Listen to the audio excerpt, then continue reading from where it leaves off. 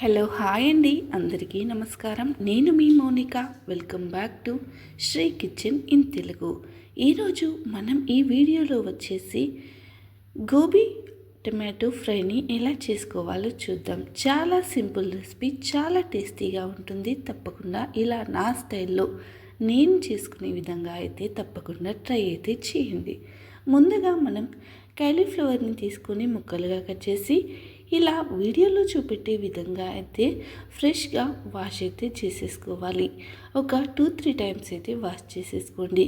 ఇందులో చాలా ఫ్రెష్గా అయితే వాష్ చేసేసుకోండి. తర్వాత దీన్ని పొయ్యి మీద పెట్టేసి మనము ఉడికించుకోవాలి. కాస్త సాల్ట్ అండ్ పసుపు రెండు కూడా వేసుకొని ఉడికించుకోవాలి. తర్వాత మనం టమాటోస్, అలాగే మీడియం సైజ్ ఉల్లిపాయ, అలాగే తాలింపు కోసం మిరపకాయలు, అలాగే కొత్తిమీర, మెంతిని కూడా ముందుగానే కట్ చేసి రెడీ అయితే ఉంచేసుకోవాలి. ఇలా వీడియోలో చూపెట్టే విధంగా అన్నీ మనం ముందుగానే తరిగి పెట్టుకోవాలి. తర్వాత ఒక కడాయి పెట్టేసి దాంట్లో ఆయిల్ వేసేసి, దీనికి ఆయిల్ కాస్త ఎక్కువగా పడుతుంది. తర్వాత ఆయిల్ హీట్ ఎక్కిన తర్వాత ఆవాలు చిటపటమన్నాక దాంట్లో మనం ముందుగా కట్ చేసి పెట్టుకున్న ఉల్లిపాయ ముక్కలు, అలాగే పచ్చిమిర్చిని కూడా యాడ్ చేసుకొని ఇవన్నీ కూడా ఎర్రగా అంటే గోల్డెన్ బ్రౌన్ కలర్ వచ్చేంత వరకు అయితే వేయించి పెట్టుకోవాలి. అంటే గోల్డెన్ బ్రౌన్ కలర్ వచ్చేంత వరకు మనమైతే వేయించుకోవాలి. ఇలా ఇవన్నీ కూడా మనకి పచ్చిమిర్చి ముక్కలు ఇవన్నీ కూడా వచ్చిన తర్వాత మనం దీంట్లో ముందుగానే కట్ చేసి పెట్టుకున్న మెంతిని కూడా యాడ్ చేసుకోవాలి. మనం మెంతిని తాలింపులోనే వేసుకోవాలి, తర్వాత వేసుకోకూడదు, ఎందుకంటే ఇది చేదుగా వస్తుంది. మనం కొత్తిమీరని తాలింపులో వాడుకోవచ్చు, లేదంటే తర్వాత అయినా వాడుకోవచ్చు, కానీ మెంతి మాత్రం ముందుగానే వేసేసుకోవాలి. అంటే మనం దీన్ని నూనెలో ఫ్రై అనేది చేసుకోవాలి.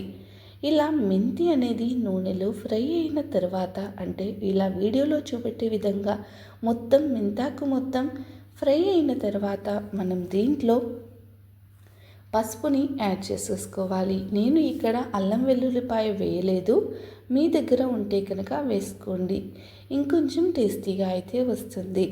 ఇలా నా స్టైల్లో కావాలంటే మాత్రం అస్సలు వేసుకోకండి. ఇలా పసుపు యాడ్ చేసుకున్న తర్వాత మనం ముందుగానే ఉడికించి పెట్టుకున్న, అంటే ఒక 30-40% అయితే మనం కాలీఫ్లవర్ ముక్కల్ని ఉడికించుకోవాలి. ఇలా ఉడికించి పెట్టుకున్న కాలీఫ్లవర్ ముక్కల్ని అయితే ఇందులో వేసేసుకొని కాస్త మూత పెట్టేసి ఒక 5 నిమిషాలు మగ్గించుకోవాలి. ఇలా 5 నిమిషాలు మగ్గించిన తర్వాత దీంట్లో మనం మీ టేస్ట్కి తగ్గట్టుగా సాల్ట్ని అయితే యాడ్ చేసేసుకోండి. నాకు ఇక్కడ 1.5 టీ స్పూన్ అయితే పట్టింది. ఇలా సాల్ట్ని యాడ్ చేసుకున్న తర్వాత మనం ముందుగా కట్ చేసి పెట్టుకున్న టమాటోస్ని యాడ్ చేసుకొని తర్వాత దీన్ని మరో 5 నిమిషాలైతే మనం మగ్గించుకోవాలి.